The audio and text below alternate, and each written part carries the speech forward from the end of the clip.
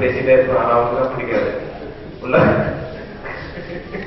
உள்ள வரும்போது செல்லவனே நீ வெளியே பேசாம இங்க பேசக்கூடாது அப்படின்னு சொல்லிட்டு முதல் கண்டிஷனுங்க வெளியே மீட்டிங்ல பேச இங்க வந்தீங்கன்னா சும்மா வரணும்.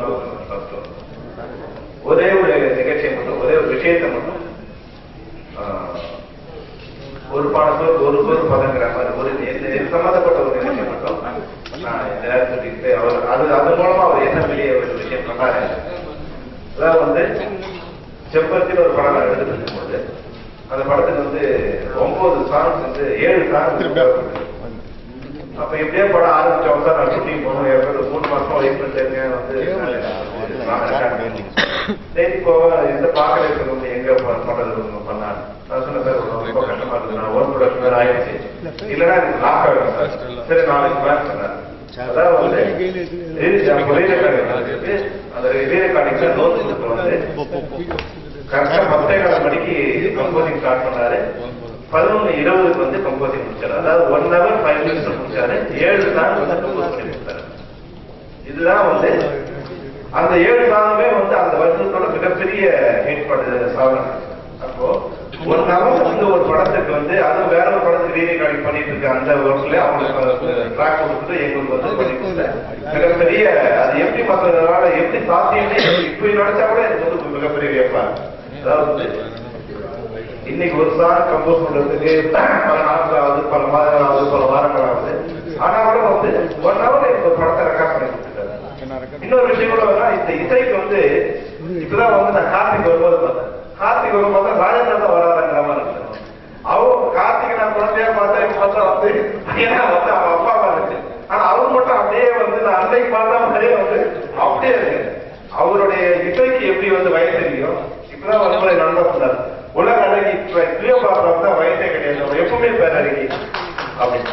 அது போல இப்ப சாரோட இசை இந்தியாவை மட்டும் இல்ல உலகத்துக்கு எப்பவுமே அது ஒரு இன்னிசை தான். அந்த இசைக்கு வயசே கிடையாது. இவர் கொண்டா வயசானா ஆனா அவரை பார்த்தா வயசான மாதிரியே தெரியல. இந்த வெப்சைட் மிக உண்மையாக ஒரு நல்ல விஷயம். அவரை பத்தியான எக்ஸ்க்ளூசிவான ஒரு விஷயம் நான் இப்ப கூட லாஸ்ட் மாசம் யூஸ் பண்ணும்போது ஒரு கார்ல ஏற்கனவே ஒரு 12 hours டிராவல் பண்ண ஒரு 1500 kilometers இடத்துக்கு போகும்போது அவன் ஒன்லி ராஜேஸ்வரோட அவன் ரசிகன் கேள்விப்பட்டிருக்கேன். ஆனா ஃபெனட்டிக்கா ஒருத்தர் இருக்கான். அவன் என்னன்னா மொத்தமா ஒரு குரோனாலஜி ஆர்டர் வச்சிருக்கான். அவர் முதல் படத்துல ஒரு ஆர்டரா வச்சிருக்கான். அதை போட்டு 12 hours அதையே பெற்றுட்டு வரான். அவன் எப்படி கரெக்ட் பண்ணான், எங்க இதெல்லாம் நானே கேட்காத பாட்டு அந்த ஆர்டரா 81 என்ன படம், 82 என்ன படம், எந்த படம் ஃபர்ஸ்ட் ரிலீஸ் ஆச்சு, இது மாதிரி ஒரு தனிப்பட்ட ரசிகன் ஒரு இது வச்சிருக்கான். இது மாதிரி நான் கேட்டதுக்கு அது எனக்கு ட்ராக் பண்ணி கூடுறான்னு அந்த அவனுக்கு அதுக்கு ஒரு 2 DBல மொத்தமா 2000 GB மொத்தமா ரெக்கார்ட் பண்ணி வச்சிருக்கான். ஒரு தனிப்பட்ட ஒரு ரசிகனுக்கு மட்டும் இது கிடைக்கிற விஷயம் உலகத்தில் இருக்க எல்லா ரசிகர்களும் கிடைக்கிறது இந்த வெப்சைட் ஒரு நல்ல வாய்ப்பா இருக்கும். எல்லாருமே ஆசைப்படுறாங்க. அது போய் அடையிறது இதை கரெக்டா சரியா பயன்படுத்தினா பழைய படங்களை நாங்க இப்ப இருக்கிற ஜெனரேஷன் எல்லாத்தையும் பார்த்து ரசிக்கிற மாதிரி ராஜேஸ்வர பாடல் மொத்தமா ஒரு பொக்கிஷமா இருந்ததுன்னா அந்த வெப்சைட் ஒரு பொக்கிஷம் மாதிரி எல்லாருமே பயன்படும். அது மிக சரியான முறையில வடிவமைச்சு எல்லா மக்களுக்கும் போய் சேர்ற மாதிரி பண்ணணும்தான் இந்த பிறந்தநாள் விழாவில் அவரோட ரசிகனா என்னுடைய வேண்டுகோள் அவர் சாதனை இருக்கிறேன். நன்றி வணக்கம். சார் என்ன வாழ்க்கை அதனால நான் நல்லா சொன்னேன். அவரை வாழ்த்தும் தகுதியில் இருந்தாலும் அவர் நீண்ட ஆரோக்கியத்தோடும் ஆய்வோடும் வாழ எல்லாம் நிறைவேற்றி வேண்டிக் கொள்கிறேன். என்னுடைய தனிப்பட்ட வாழ்க்கையில் என்னுடைய வளர்ச்சிக்கு மிகவும் சம்பந்தப்பட்ட விளையாடா சார். என் திருமண வாழ்க்கையில் சொல்லி வைத்ததும் சரி, யுவன் சங்கர் ராஜாவை அறிமுகப்படுத்தும் வாய்ப்பை எனக்கு கொடுத்து பெரிய பெருமையை தந்ததும் சரி, இப்படி பல்வேறு சம்பவங்களுடன் என் வாழ்க்கையில் பண்ணி குறைந்தவர். அவருடைய அன்பையும் அவர் செய்த உதவியும் எந்தற்ற நன்றிக்குறையாக அவரால் வாழ வேண்டிக் கொள்கிறேன். அனைவருக்கும் வணக்கம். நாளைக்கு தான் நான் இளையராஜா அவர்களை வாழ்த்து பேசுவதாக ஏற்பட்டது. உங்களுக்கு என் நண்பர் அழைத்து விட்டார். நான் உங்களுக்கு தெரிகிற மாதிரி தான் இங்கே சொல்லப்பட்டேன். நான் முதல் பார்க்க எழுதிய படம் பொண்ணுக்கு தகுந்தம் 1973 வந்தது. அந்த படத்துக்கு இசை ஜி.கே. வெங்கடேஷ். அந்த கங்கை, காவிரி, வைகை இந்த நதிகள்லாம் பாடுறது மாதிரி அவர்களுக்குள்ள சண்டை உழவன் அவர்களை சமாதானப்படுத்துவதை கூட ஒரு பாட்டு எழுதிட்டு போயிட்டேன். ஜி.கே. வெங்கடேஷ் எல்லாம் ஒரே காலத்துல இருக்கு, அதனால ராகமாரியா போட்டால் தான் நல்லா இருக்கும். ஒவ்வொரு பாத்திரம் பார்க்கும்போது ஒவ்வொரு மெட்டு போடுறோம், அதுக்கு ரெண்டாவது எடுத்து அப்படின்ட்டாங்க. போட்டு காமிச்சாங்க. டைரக்டர் பி மாதவன் அது போட்ட டியூன் பிடிக்கல அப்படின்ட்டாங்க. சரி, அப்புறம் நமக்கு அசிஸ்டன்ட் இருக்காரியா, அவரை பாட சொல்றேன், நீ கேள்வி உனக்கு பிடிச்சிருந்தா போட்டுக்க அப்படின்னா பாடினார். அந்த அவர் பாடின அந்த மெட்டுக்கு தான் நான் அந்த படத்தில் முதல்ல பாட்டு எடுத்தேன். என்ன பாட்டுனா, தஞ்சாவூர் சீமையிலே கண்ணு தாய் வந்தே பொண்ணுமா. யாரு? இளையராஜா. அது சினிமாவுக்கு இசைஞானி இளையராஜா இசையில முதல் பாட்டு எழுதியவன் பெருமை ஒரு கவிஞருக்கு உண்டுனால் எனக்கு தான் உண்டு. ஆனால் ஒரு கவிஞனுடைய பாட்டு முதல்வர் இசையமைத்தார் என்று அப்படி சொல்ல முடியாது. நான் தான் சொல்லி பெருமைப்பட்டுக்கிறோம், அவர் சொல்ல முடியாது.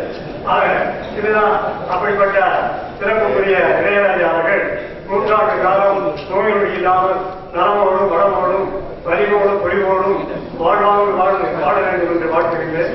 வாழ்க இளையராஜா. மக்களின் மனங்களில் மகத்தான இசையால் மருதாணி பூசிய மாமனிதரே, இங்கே வந்திருக்கின்ற பல்வேறு துறைகளை சார்ந்த பெருமக்களே, உங்கள் அனைவருக்கும் என்னுடைய அன்பான வணக்கங்களை தெரிவித்துக் கொள்கிறேன்.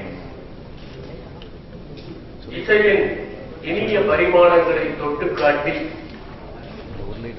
அதில் பிரவேசிக்காத பாதைகளில் எல்லாம் பயணம் செய்து நம்மை பரவசப்படுத்திய ஒரு மாபெரும் மனிதரின் இணையதளம் இன்று உருவாகிறது என்பதை எண்ணி பார்க்கிற போது நம் உள்ளம் மகிழ்ச்சியால் விரும்புகிறது. அகில இந்திய பணியில் மசூரி அகாடமியில் பயிற்சி பெற்றுக் கொண்டிருந்த போது அங்கே இந்தி பாடல்களில் திரு இளையராஜா அவர்களுடைய மெட்டுக்கள் ஒலிக்கும் போது எங்கள் மொழியை காட்டிலும் உயர்ந்தது இல்லை என்று நினைக்கின்ற அந்த நண்பர்கள் தங்களையும் அறியாமல் எழுந்து கைதட்டுவதை பார்த்து என் இதயம் இழகி இரும்பூதி எய்தியது உண்டு. ஏனென்றால் திறமையானவர்கள் வெற்றி பெறுகிற போது நாமே வெற்றி பெற்ற மகிழ்ச்சி ஏற்படுகிறது. காளி குடங்கள் கதகளி ஆடுகிற போது நமக்குள்ளும் கொஞ்சம் விரக்தி ஏற்படுகிறது. அந்த உணர்வு இப்போதும் தொடர்ந்து வருகிறது. திரு ஆர்.கே. செல்வமணி அவர்கள் இன்னும் அவர் இளமையாக இருக்கிறார் என்பதை குறிப்பிட்டார். எமர்சன் அவர்களிடம் கேட்டார்கள், உங்கள் வயது என்ன என்று. 360 ஆண்டுகள் ஆகிறது என்று எமர்சன் குறிப்பிட்டார். ஆனால் உங்களை பார்த்தால் 60 ஆண்டுகள் போலத்தானே இருக்கிறது என்று கேட்டதற்கு, என்னுடைய ஒவ்வொரு ஆண்டிலும் 6 ஆண்டுகளை நிறைத்து செறிவாக வாழ்ந்திருக்கிறேன், அதனால்தான் இந்த 360 வயது என்று சொல்லுகிறேன், 60 வயது ஆனாலும் என்று. தன்னுடைய வாழ்நாளில் பல ஆண்டுகளை செறிவாக வாழ்ந்தவர் அவர். எமர்சனே இன்னொன்றையும் குறிப்பிட்டார், ஒருவர் one doesn't grow old, only when he stops growing he becomes old என்று. வளர்ச்சி அடைபவர்கள் வயோதிகர்கள் ஆவதே இல்லை. திரு ஆர்.கே. செல்வமணி அவர்கள் குறிப்பிட்டார்கள், கிளியோபெட்ராவை பற்றி ஷேக்ஸ்பியர் குறிப்பிடுகின்ற அந்த வரிகளில், age cannot wither nor custom stays her infinite varieties, for other women cloy the appetites that they feed, but she increases where most she satisfies என்று கிளியோபெட்ராவை பற்றி ஷேக்ஸ்பியர் குறிப்பிடுகிறார். யார் ஒருவர் படைக்க படைக்க நம் பசியை அதிகப்படுத்திக் கொண்டிருக்கிறார்களோ அவர்கள் அழகு அதிகரித்துக் கொண்டே இருக்கிறது, அவர்கள் பங்களிப்பு அதிகரித்துக் கொண்டே இருக்கிறது. ஒரு ராஜாவிற்கு 3 மகன்கள் இருந்தார்கள். அந்த 3 மகன்களில் யாருக்கு அரச பதவியை கொடுப்பது என்ற குழப்பம் ஏற்பட்டது. அவர் 3வரையும் அழைத்து ஒரு அறையை கொடுத்து, இந்த அறையை நீங்கள் நிரப்ப வேண்டும் என்று சொன்னார். முதல் மகன் அந்த ஊரில் இருக்கிற குப்பைகளால் நிரப்பினான். அடுத்தவனோ அந்த ஊரில் இருந்த கட்டுமான சாமான்களால் நிரப்பினான். 3வது மகனுடைய இடத்திற்கு வந்தால் அந்த அறை காலியாக இருந்தது. அப்போது கேட்டார்கள், நீ எதனாலையும் நிரப்பவில்லையா என்று. அவன் தந்தையை பார்த்து சொன்னான், மன்னரே, இந்த அறையை நான் ஒளியால் நிரப்பி இருக்கிறேன், இசையால் நிரப்பி இருக்கிறேன், மனத்தால் நிரப்பி இருக்கிறேன். இளையராஜா அவர்கள் இந்த உலகத்தை இசையால் நிரப்பி இருக்கிறார், இனிமையால் நிரப்பி இருக்கிறார்.